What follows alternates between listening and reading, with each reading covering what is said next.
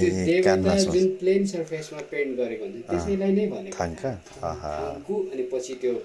अपभ्रंश भएर चाहिँ थाङ्का भनेको यो त टिबेटियन होला नि त प्रायः हैन सबै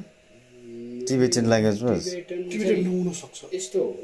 नेपाली कल्चरबाटै आएको हो वास्तवमा थाङ्का भनेको अघि मैले भने बुद्ध र बुद्ध धर्मको फिलोसफी अन्तर्गत रहेको हुनाले बुद्ध त हाम्रो नेपालमै जन्मिएको भयो हैन अनि हाम्रो नेपालमा पनि त धेरै बुद्धिस्टहरू छन् अनि उहाँहरूले पनि प्र्याक्टिस गरेकै हो अझै केसम्म भनिन्छ भनेदेखि भृकुटीको चाहिँ बिहे भइसकेपछि भृकुटी भनेको हाम्रो नेपालको राजकुमारी टिबेटको राजा सामजङ गुम्पोसँग बिहे हुँदाखेरि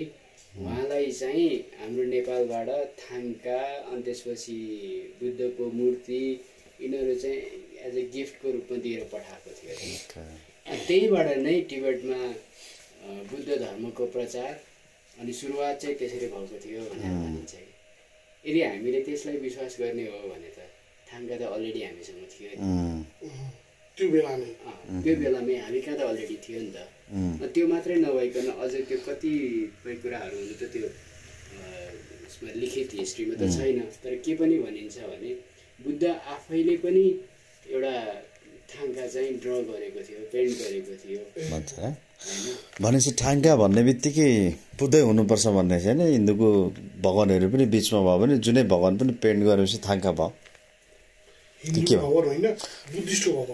हेर्नु नि छ नि त हिन्दू बुद्ध मात्रै छैन यता काली माताहरू छ होइन यसलाई पनि थाङ्कै काउन्ट हुन्छ त्यो चाहिँ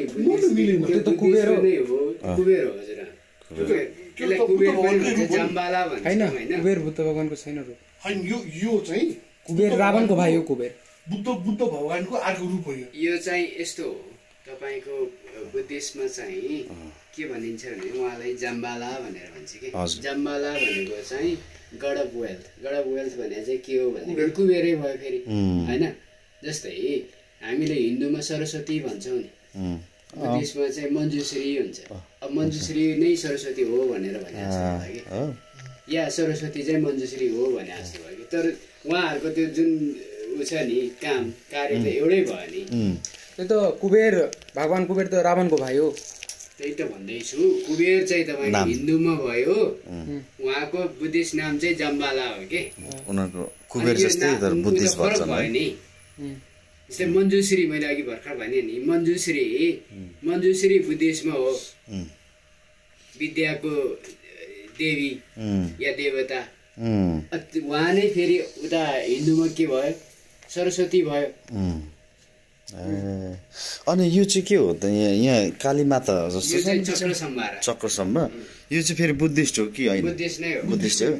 ए ल अब चाहिँ प्रष्ट भयो यो आँखाको मिनिङ चाहिँ के हो बिचमा भएको आँखाको मिनिङ चाहिँ यो चाहिँ विजडम र कम्प्यासनको सङ्गम युनियन कति वर्ष बुद्धको यस्तो छ अब यसको फ्रेममा भएको हुन्छ तपाईको थाङ्का 1000 रुपैयाँदेखि लिएर 10औं लाखसम्म पनि पर्छन् जस्तै यो त्यो जम्बाला पेन्टिङ छ नि यो तलको यो चाहिँ नेवारी आर्टमा भयो यो आर्ट कम्प्लिट गर्नलाई नै अझै